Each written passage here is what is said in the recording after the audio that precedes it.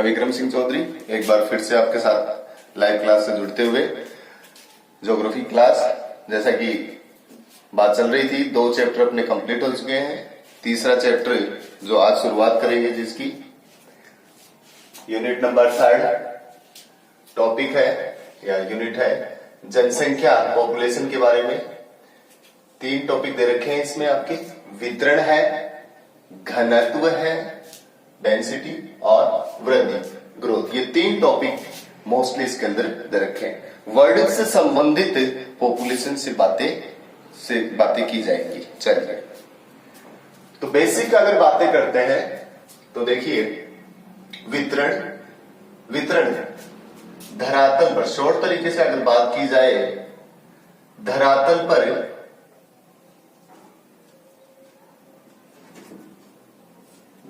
पर मानव का फैलाव,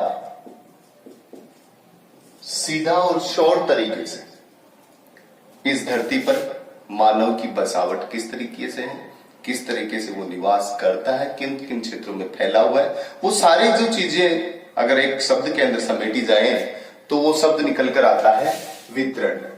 अगर बात करें पूरी पृथ्वी की, ये उत्तरी गोलार्ध, ये दक्षिणी गोलार्ध।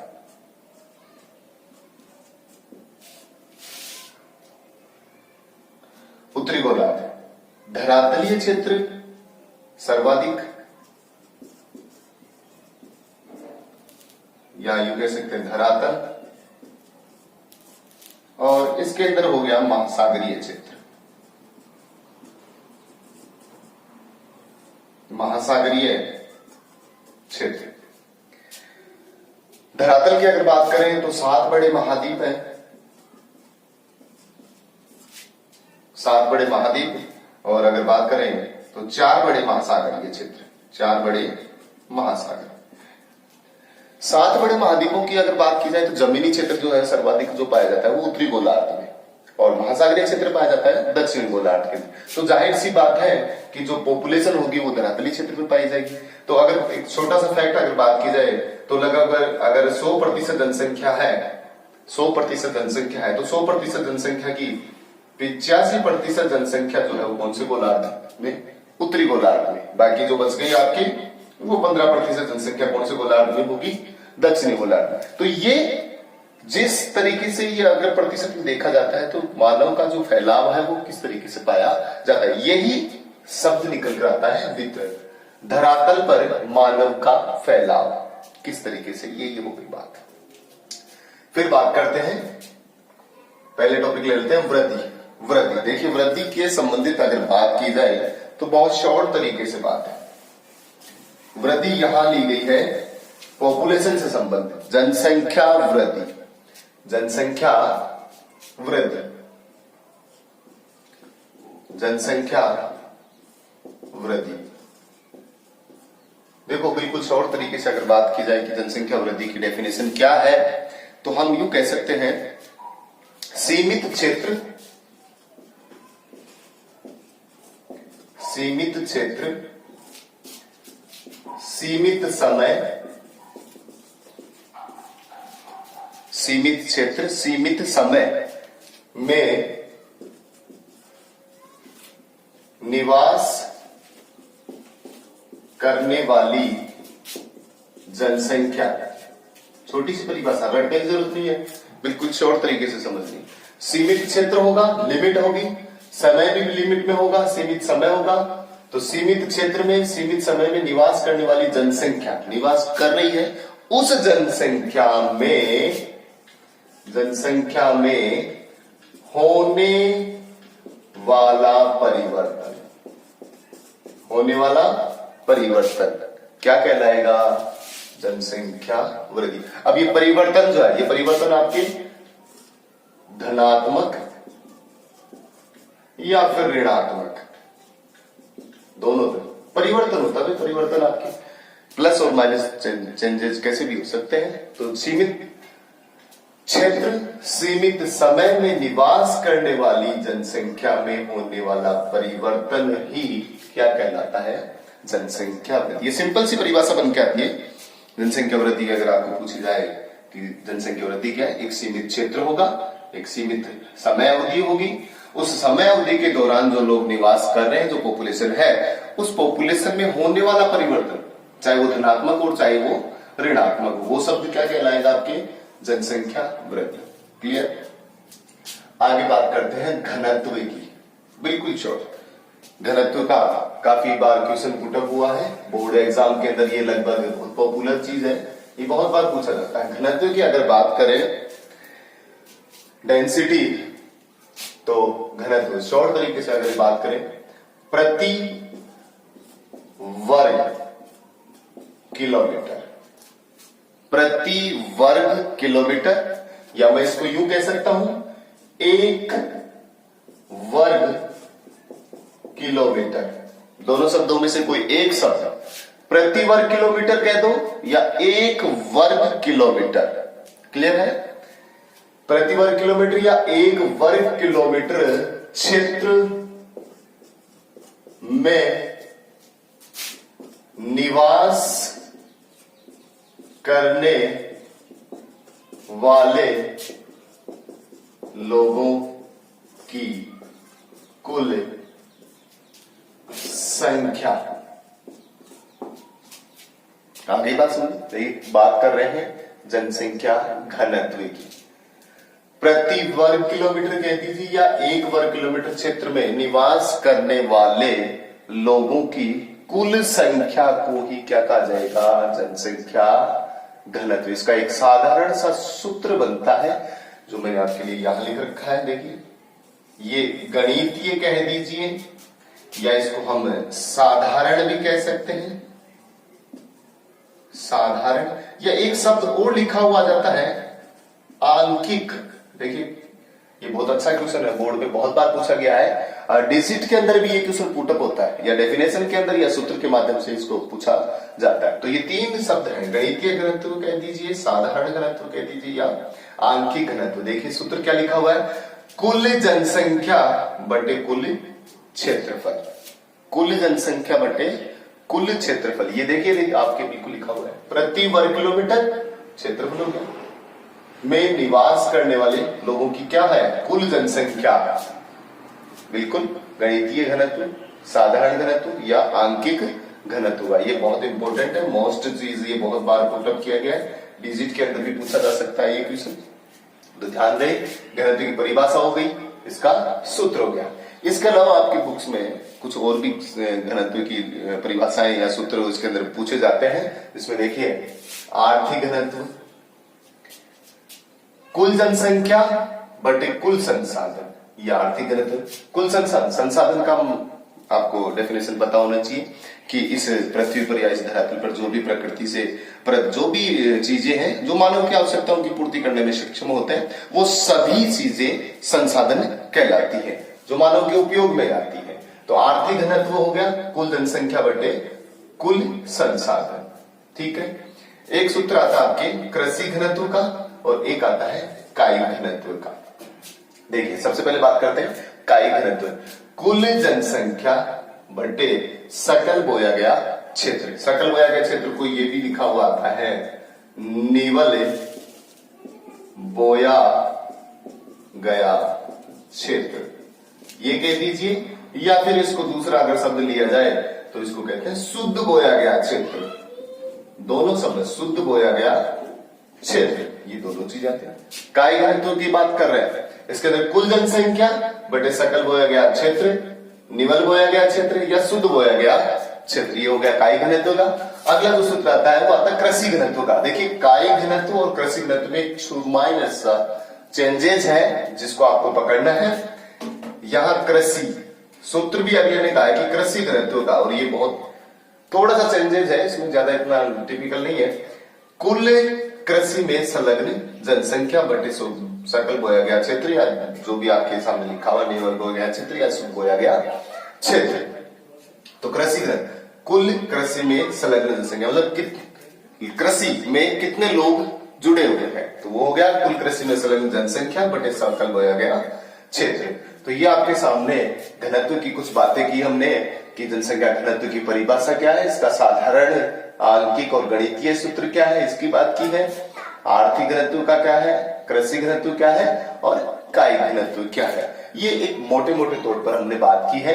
इसमें 3 टॉपिक थे, जनसंख्या वितरण की बात है, जनसंख्या घनत्व है और जनसंख्या वृद्धि, ये 3 चीजें यहाँ हो गई। अगला जो बिंदु आता है वो बात करते हैं जनसंख्या वितरण को प्रभावित करने वाले कारक, क्योंकि जैसा कि आपको पता है बोर्ड क्लास के अंदर 30 क्वेश्चंस आते हैं। उन 30 क्वेश्चंस के अंदर 4 नंबर के 3 क्वेश्चन पुटअप होते हैं।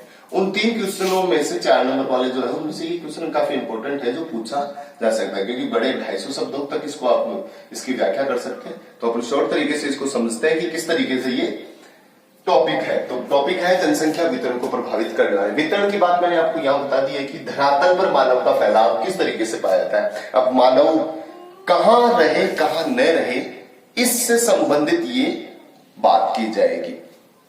तो देखिए हमने इसको 3 मोटे मोटे टॉपिक्स में डिवाइड किया है, भौतिक, आर्थिक, सामाजिक और सांस्कृतिक। ये इसके मुख्य बिंदु है जो जनसंख्या वितरण को प्रभावित करते हैं। तो सबसे पहले बात करते हैं फिजिकल की, जिसमें सबसे पहले पॉइंट आता है धरातल की बनावट, जल प्राप्ति, जलवायु।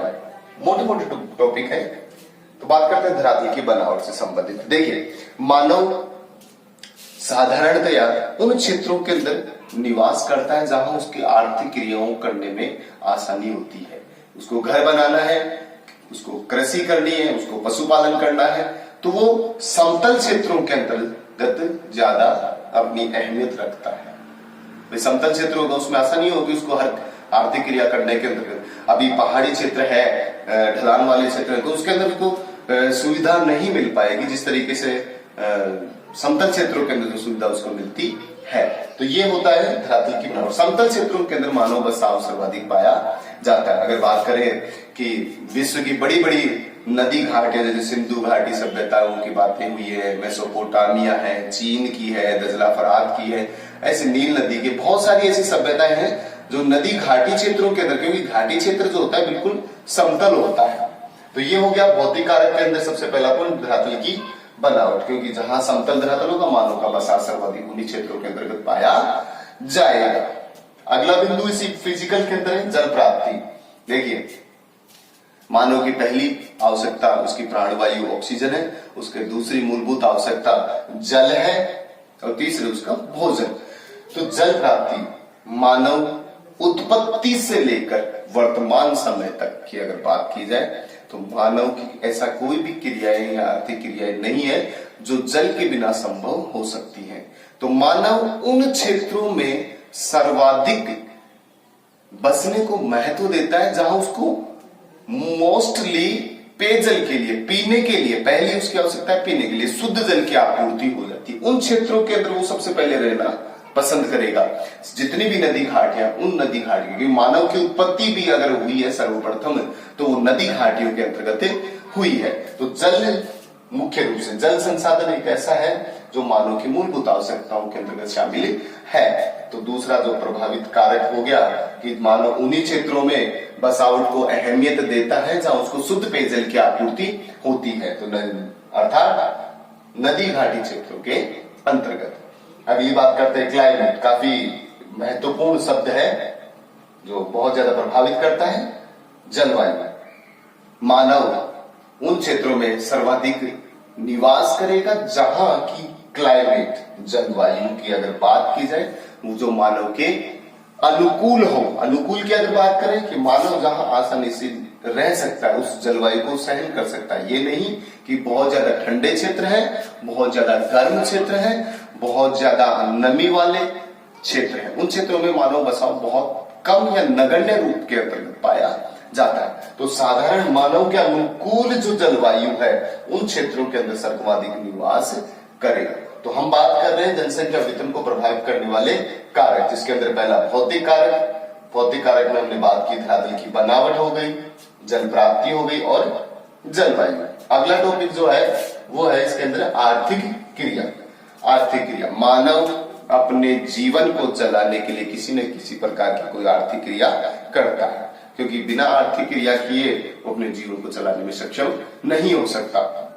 वो सभी आर्थिक क्रियाएं जिसमें देखिए उद्योग है, उद्योगों के अंतर्गत खनिज संसाधन है और नगरीकरण, ये 3 टॉपिक इसके अंतर्गत दिए गए हैं। तो देखिए उद्योग, मानव अपनी आवश्यकताओं की पूर्ति के लिए कोई ना कोई क्रियाएं करेगा, उद्योग स्थापित करेगा, उद्योगों के अंदर लोग काम करेंगे, उनको इनकम होगी, वो अपने जीवन को चलाएंगे।